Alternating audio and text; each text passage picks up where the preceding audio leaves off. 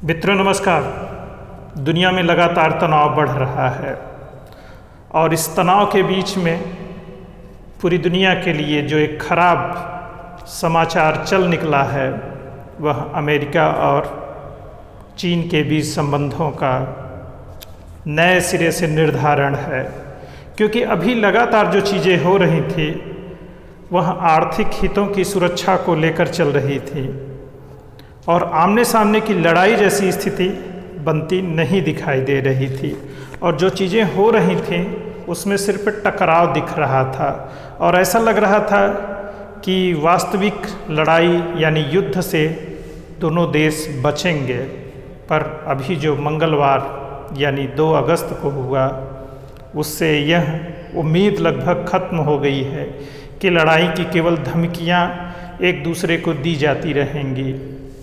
अब south China सी ऐसा लगता है कि एक बहुत बड़े युद्ध क्षेत्र में बदलने जा रहा है। तो इसके पीछे जो शुरुआत हुई है वह 2 अगस्त यानी मंगलवार की रात से हो गई है, जब अमेरिकी संसद की अध्यक्ष नैन्सी पेलोसी यह ताइवान के दौरे पर रात्रि में पहुंच गईं। वह 4 देशों के जो एशियाई देश हैं जिसमें जापान, सिंगापुर, मलेशिया और दक्षिण कोरिया इसके दौरे पर गई हुई थी और इसी बीच उन्होंने अमेरिकी सुरक्षा घेरे के बीच ताइवान में प्रवेश कर लिया और चीन ने इसकी सज़ा मतलब इसका खामियाजा भुगतने की धमकी दी और अपनी सैन्य तैयारियों को शुरू कर दिया। और आज सुबह की जो खबरें हैं वह ताइवान के चारों तरफ घेराबंदी कर लिया है और अपनी मिलिट्री एक्सरसाइज शुरू कर दिया है। और पूरी दुनिया में जो शेयर मार्केट है उसमें तेज़ी से गिरावट शुरू हो गई है। अभी जो ये स्थिति बन रही है वह हमारे लिए बेहद खतरनाक है, क्योंकि अभी यूक्रेन संकट ख़त्म नहीं हुआ था कि एक नया संकट सामने आ गया है।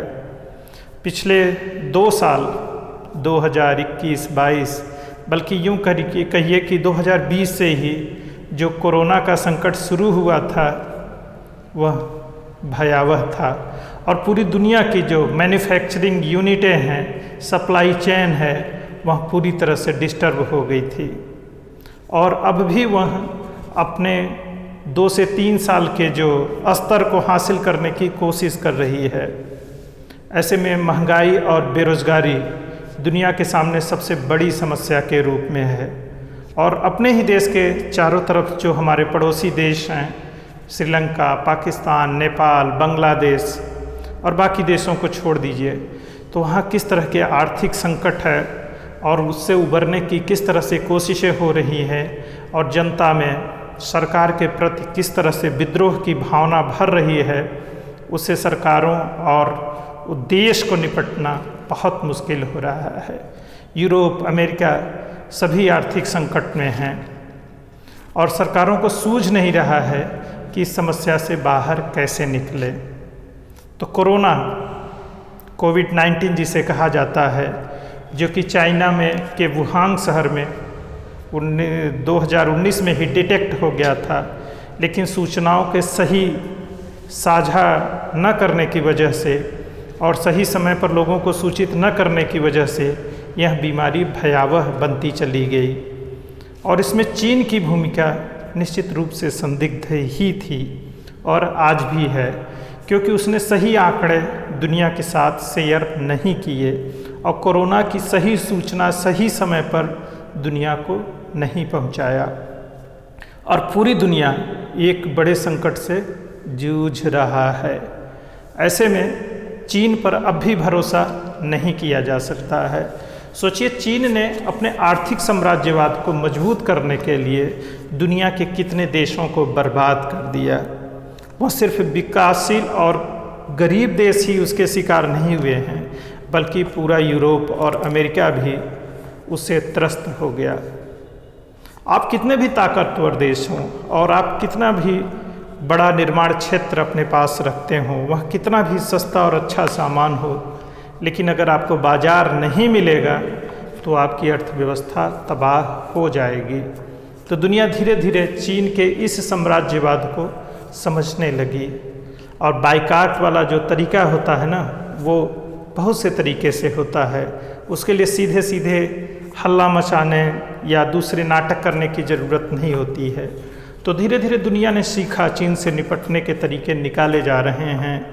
और उसी का नतीजा है कि अभी 10 से 15 दिनों के बीच में अगर आप चाइना के बारे में पढ़िए तो 400 से 500 बैंक एकदम बुरे हालत में पहुंच गए और एक बहुत बड़ी निर्माण कंपनी लाखों करोड़ डॉलर के घाटे में चली गई। ऐसे में जो अर्थव्यवस्था का संकट होगा वह देश को उभरने नहीं देगा। अब सोचिए, पूरी दुनिया के सामने सेमीकंडक्टर माइक्रोचिप की जो समस्या खड़ी हुई है उसके पीछे भी चीन ही है। और ताइवान में अमेरिका क्यों जाना चाहता है? क्योंकि इकॉनमी को चलाने के लिए और पूरी दुनिया में जो सेमीकंडक्टर पर निर्भरता है, मतलब सारा कुछ इलेक्ट्रॉनिक बेस्ड होता जा रहा है और बिना सेमीकंडक्टर के कोई भी काम नहीं किया जा सकता है। और उसका सबसे बड़ा हब ताइवान है। ऐसे में अगर वो प्रोडक्शन लाइन टूटेगी तो पूरी दुनिया पर एक अलग से संकट खड़ा हो जाएगा। तो उसको बचाने की आवश्यकता है और अमेरिका यह बात बखूबी समझता है और पूरी दुनिया अमेरिका के इस बात से सहमत है और सीधे या फिर परोक्ष रूप से वह उसके साथ भी है। इसके लिए बड़ी इकॉनमी, छोटी इकॉनमी या कैसे अर्थव्यवस्था रन करेगी, इसको समझने की आवश्यकता है। तो वर्ल्ड वार 3 क्या शुरू हो चुका है? यह यूक्रेन से शुरू हुआ है, यह ताइवान से शुरू होगा या इससे पहले यह शुरू हो चुका है? तो अगर आप विश्व व्यवस्था पे गौर करिए तो 3rd वर्ल्ड वार काफ़ी पहले से चल रहा है। अब जो आतंकवादी गतिविधियाँ या 9/11 या हमारे यहाँ 26/11 की जो घटना देख रहे हैं, यहाँ पर जो चीज़ें हो रही हैं वो युद्ध ही है।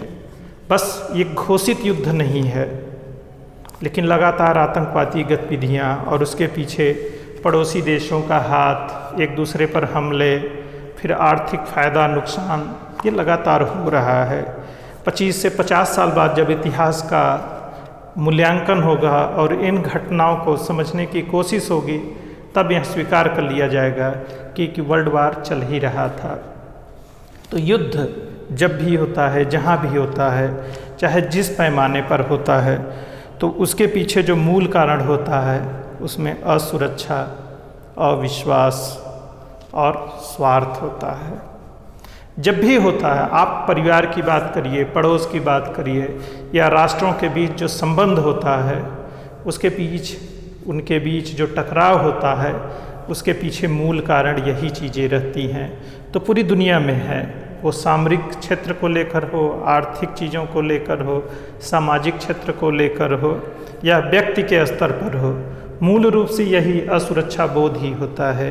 तो पूरी दुनिया में जो अविश्वास है चाइना को लेकर, वह असुरक्षा बोध में बदल जाता है। और क्योंकि वह विश्वास के लायक कोई ऐसा काम नहीं कर रहा है और अंततः उसका परिणाम एक ट्रैप की तरह होता है और धीरे धीरे वह छोटे और गरीब राष्ट्रों को अपने कर्ज के जाल में फंसाकर एक तरह से अपने साम्राज्य का विस्तार कर रहा होता है। तो ऐसे में ये समस्याएं आएंगी। और ताइवान में अमेरिका के जो सबसे बड़े राजनीतिज्ञ हैं, राजनयिक हैं, नैन्सी पेलोसी, वो 25 साल बाद एंट्री हुई है।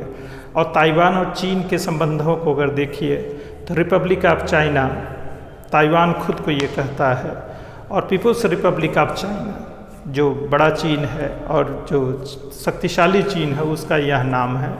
दोनों के जो इतिहास हैं वो इसी तरह के विरोधाभास से भरे हुए हैं, जो खुद को मूल चाइना होने का दावा करते हैं और एक दिन एक दूसरे पर नियंत्रण स्थापित कर लेंगे। इस बात की कोशिश लगातार चलती रही है। और जो पीपुल्स रिपब्लिक ऑफ चाइना है वह ताइवान को अपना एक राज्य की तरह मानता है। लेकिन अमेरिका और दूसरे देश दुनिया के इंटरेस्ट में, अपने इंटरेस्ट में इस तरह की बात नहीं मानते। ताइवान को एक देश के रूप में बहुत ही कम देशों ने मान्यता दे रखी है लेकिन मान्यताएं दे रखी है, लेकिन जब स्ट्रेटजिक इम्पोर्टेंस और दूसरी चीज़ों की वजह से दुनिया में चीज़ें होती हैं तो उसकी परिभाषाएं, आवश्यकताएं अलग अलग होती जाती हैं। तो वहाँ पर जो पुरानी परिभाषाएं और ज़रूरतें हैं वो कमतर पड़ जाती हैं और नई चीज़ों को गढ़ना रचना पड़ता है। तो वही फिर नए सिरे से हो रहा है। अब देखिए जापान, ऑस्ट्रेलिया, इंडिया, इंडोनेशिया और बाकी सिंगापुर जैसे देश जो है चाइना के खिलाफ एक मुहिम चला रखी है। वो आज से नहीं चल रही है, क्योंकि चाइना से खुद को सुरक्षित रखने के लिए कोई न कोई गठजोड़ बनाना पड़ेगा, क्योंकि आर्थिक स्तर पर जब आप कमज़ोर होते जाएंगे तो आप लड़ सकने की स्थिति में नहीं रहेंगे। और अमेरिकी वर्चस्व और ताकत को दुनिया में अगर कोई चुनौती दे रहा है तो वह चाइना ही है। ऐसे में अमेरिका को भी खुद को साबित करने के लिए चीन के खिलाफ मजबूती से खड़ा होना पड़ेगा। सोचिए, एक हफ्ता पहले तक बीजिंग और वाशिंगटन में लगातार वार्ता हो रही थी और ताइवान के मसले पर चीन कन्विंस नहीं हो रहा था और वाशिंगटन को लगातार धमका रहा था। ऐसे में पूरी दुनिया में को ये मैसेज जा रहा था कि अमेरिका कुछ नहीं कर सकता है, चीन के सामने उसकी कोई हैसियत नहीं है। तो अभी 2-3 दिन पहले अल जवाहिरी को उन्होंने काबुल में घुस के मारा और उसके बाद दुनिया में हम अब भी उतने ही ताकतवर हैं और हमारी निर्णायक भूमिका है ये साबित करने के लिए जो उनकी speaker of the United states house of representative यानी नैन्सी पेलोसी वो ताइवान में पहुंच गई पूरे लाव लश्कर के साथ। और साउथ चाइना सी में अगर कोई युद्ध होगा तो अमेरिका, जापान से चीन मुकाबला नहीं कर सकता है। इसके पीछे मूल कारण ये है कि जो खुले में युद्ध होगा तो तकनीक और जो उनको बाकी क्षेत्रों में महारत हासिल है, चीन गीदड़ भभकी ही साबित होगी। मैदानी युद्धों में जैसे वियतनाम, अफ़गानिस्तान के ऐसी जगहों की लड़ाई में जहाँ सामने सामने की लड़ाई होती है, वहाँ यूएस, रसिया या फिर जो भी विकसित देश हैं उनकी सेनाएं उतना अच्छा नहीं लड़ सकती हैं। लेकिन ओपन एरियाज़ में जहाँ तकनीकी महारत से लड़ाइयाँ लड़ी जाएंगी वहाँ पर इनसे मुकाबला नहीं किया जा सकता, ये भी सच है। तो उस ताकत को वह साबित कर रहे हैं। तो इसके पीछे, इस लड़ाई के पीछे जो है मूल कारण आर्थिक साम्राज्यवाद है जिससे लड़ाई लड़ी जा रही है। और यह आर्थिक साम्राज्यवाद आमने सामने की लड़ाई में भी परिवर्तित होगी।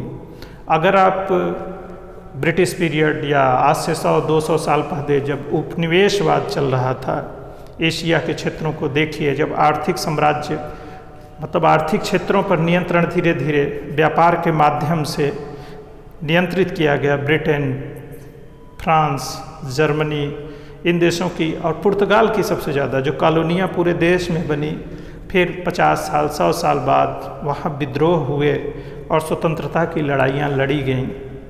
अब सूचना तकनीक के माध्यम से लोगों की भाषा, संस्कृति और इन पहचान पर भी नियंत्रण स्थापित किया जा रहा है। फिर धीरे धीरे उस पहचान को खोजने की कोशिश होती है और युद्ध और लड़ाई के नए दौर शुरू हो जाते हैं। और जितने ही तकनीक और वैज्ञानिक कौशल बढ़ता जा रहा है, युद्ध को वह और भयावह और ख़तरनाक बनाएगा। दुनिया काश युद्ध से बच पाए, वही अच्छा होगा। और देखिए कितने दिन तक टाला जाता है, क्योंकि अहम का टकराव भी है ये, और पहचान का भी टकराव है, और स्वार्थ की सुरक्षा का भी टकराव है, अविश्वास का खेल है। तो लड़ाइयाँ ऐसे ही लड़ी जाती हैं और हमारे देश की भी इसमें भूमिका है। फिर देखते हैं आगे दुनिया पर इसका कैसे प्रभाव पड़ता है। अब दुनिया जो है वर्ल्ड इकॉनमी और ग्लोबल विलेज के थॉट, सूचना प्रौद्योगिकी और अर्थव्यवस्थाओं का एकीकरण और सामाजिकरण सब कुछ किस तरह से खिचड़ी बन चुकी है, इसके बारे में कल्पना करना, सोचना, नए साहित्य को गढ़ना, नए विमर्श खड़ा करना अब हमारी ज़रूरत हो गई है। तो नए नए सिद्धांतों को खोजना है, नए नए तरीके से इंटरेक्ट करना है और दुनिया का जो बाज़ार है वह खुद को संतुलित करने की कोशिश कर रहा है, और बाज़ार का नियम ही है सप्लाई और डिमांड। तो दोनों में संतुलन होने की आवश्यकता है। अब देखते हैं संतुलन किस तरफ बैठता है, पर युद्ध टाला जाए वही अच्छा होगा। इसी के साथ अभी की बात को विराम देते हैं। जय हिंद, जय भारत।